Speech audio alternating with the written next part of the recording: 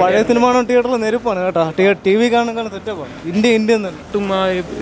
Kamal Haasan legend തന്നെ, ഒന്നും പറയല്ലേ, ലെജൻഡ് തന്നെ. കാരണം ഞാൻ ജനിച്ച വർഷം ഇറങ്ങിയ സിനിമയാണ്.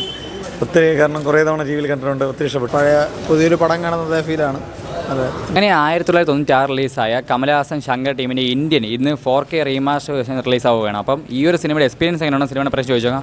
കൂടാതെ തന്നെ ഇന്ത്യൻ 2 റിലീസ് വരികയാണ്. അപ്പം കാണാത്തവർക്ക് ഒന്നുകൂടെ കാണാൻ അവസരം കൂടി ഇപ്പോൾ ഉണ്ട്.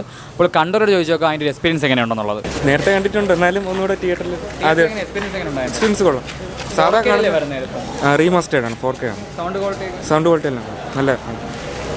അയ്യോ രക്ഷയില്ല, ഒന്നും പറയില്ല, അടിപൊളിയാണ്. നമുക്കത് ബോറടിക്കില്ല. പാട്ടും കമലഹാസൻ ലെജൻഡ് തന്നെ, ഒന്നും പറയല്ലേ, ലെജൻഡ് തന്നെ.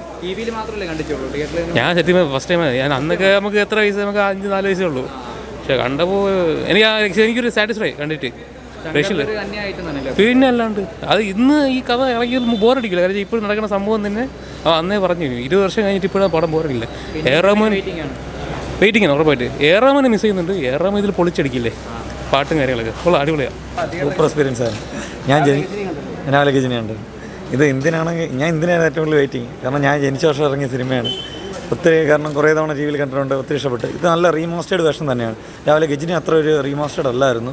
കാരണം ഇത് എക്സ്പീരിയൻസ് കുഴപ്പമില്ലെന്നേ ഉള്ളൂ. പക്ഷേ ഇത് നല്ല റീമാസ്റ്റേഡാണ്. നല്ല എക്സ്പീരിയൻസ്. പടം ഓൾറെഡി കണ്ടുകൊണ്ട് തന്നെ പടത്തെ പറ്റിയൊന്നും പറയണ്ടല്ലോ.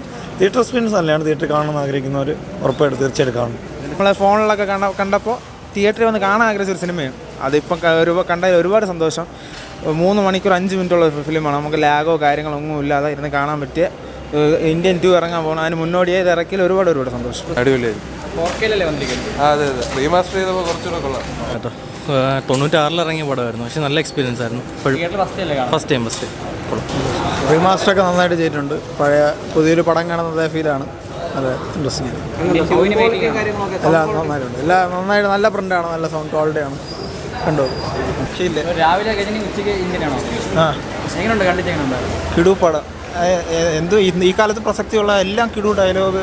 തിയേറ്ററിൽ ഒരു വട്ടമെങ്കിലും കണ്ടിരിക്കണം ഈ പടം. കണ്ടിട്ടുണ്ട്. വീണ്ടും വന്ന് കണ്ടപ്പോൾ രക്ഷയില്ല. സിനിമ ഒന്നുകൂടെ കണ്ട പണ്ട് കണ്ടതുപോലെ തന്നെ ആ ഫീലിങ്സ് എല്ലാം ഒന്നുകൂടെ എക്സ്പീരിയൻസ് ചെയ്യാം. രാവിലെ ഗജനി കണ്ടതല്ലേ, 4K റീമാസ്റ്റർ ചെയ്തിട്ട് ഏതാ ബെറ്റർ തോന്നിയായിരുന്നു? ഇന്ത്യൻ്റെ അത്ര പോരായിരുന്നു ടെക്നിക്കലി. അത് നല്ലോണം അല്ല ചെയ്തേക്കുന്നത്. സൗണ്ട് ഡിസൈൻ അത്ര നല്ലതായിട്ട് തോന്നിയില്ല. കുറച്ച് നല്ലോണം ചെയ്യായിരുന്നു.